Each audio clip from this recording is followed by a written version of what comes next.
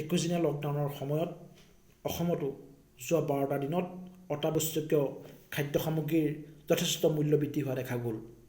Lockdown আৰম্ভ হোৱাৰ দিনাই যোৰহাট জিলা প্ৰশাসনৰ মুৰব্বী জিলা উপায়ুক্তগৰাকীয়ে উল্লেখ কৰিছিলে যে অত্যাৱশ্যকীয় খাদ্য সামগ্ৰী যথেষ্ট মজুত আছে, সেয়েহে এই অত্যাৱশ্যক খাদ্য সামগ্ৰীৰ মূল্য বৃদ্ধি হোৱাৰ কোনো কাৰণ উঠিব নোৱাৰে।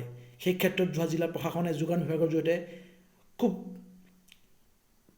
কঠোৰ পদক্ষেপ গ্ৰহণ কৰিবলৈ তেওঁ উল্লেখ কৰিছিলে। লগতে দোকানসমূহত, গ্ৰচাৰী দোকানসমূহত, গেলামালৰ দোকানসমূহত অত্যাৱশ্যকীয় বস্তুবোৰৰ চেনি, দাইল, আলু, পিঁয়াজকে ধৰি সকলো বস্তুৰ, মিঠাতেলকে ধৰি সকলো বস্তুৰ এখন তালিকা সন্মুখত মাৰি থ'ব বুলি উল্লেখ কৰিছিলে।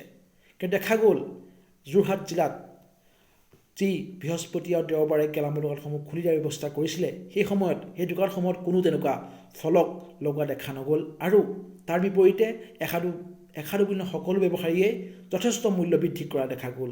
যিহেতুকে লকডাউন আৰম্ভ হোৱাৰ পূৰ্বে যি আলুৰ দাম 15 টকা আছিলে সেয়া 20 টকা হোৱা দেখা গ'ল, যি চেনিৰ কেজিৰ দাম 40 টকা আছিলে 38 টকা হোৱা দেখা গ'ল, যি মিঠাতেল ইঞ্জিনৰ দাম 125 টকা আছিলে সেয়া 130 টকা হোৱা দেখা গ'ল। তেনেদৰে প্ৰত্যেকটো বস্তুতে যথেষ্ট মূল্য বৃদ্ধি হোৱা দেখা গ'ল।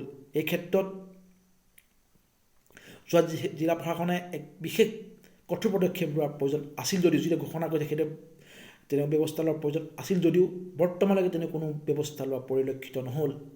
এফালে লকডাউনৰ সময়ত ঘৰতে থাকি জীৱিকাৰ কোনো বাট নাথাকি একাংশ মানুহে প্ৰয়োজনীয় খাদ্য সামগ্ৰী ক্ৰয় কৰিবলৈকে ভীষণ সমস্যাৰ সৃষ্টি হৈছে আৰু আনফালে একাংশ সকলো ব্যৱসায়ীয়ে অত্যাৱশ্যকীয় খাদ্য সামগ্ৰীৰ মূল্য বৃদ্ধি কৰি সাধাৰণ মানুহৰ মাজত ৰাম টাঙোন দিছে।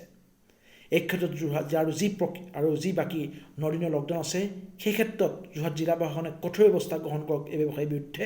আৰু যি প্ৰথম লকডাউন আৰম্ভ হোৱাৰ দিনাই জিলা উপায়ুক্তই ঘোষণা কৰিছিলে যে প্ৰত্যেকখন দোকানৰ মুখত যিদৰে ফলক লগোৱা থাকিব অত্যাৱশ্যক খাদ্য সামগ্ৰীসমূহৰ, সেই ফলক লগোৱাৰ ব্যৱস্থা কৰক পৰৱৰ্তী দিনসমূহত। ধন্যবাদ।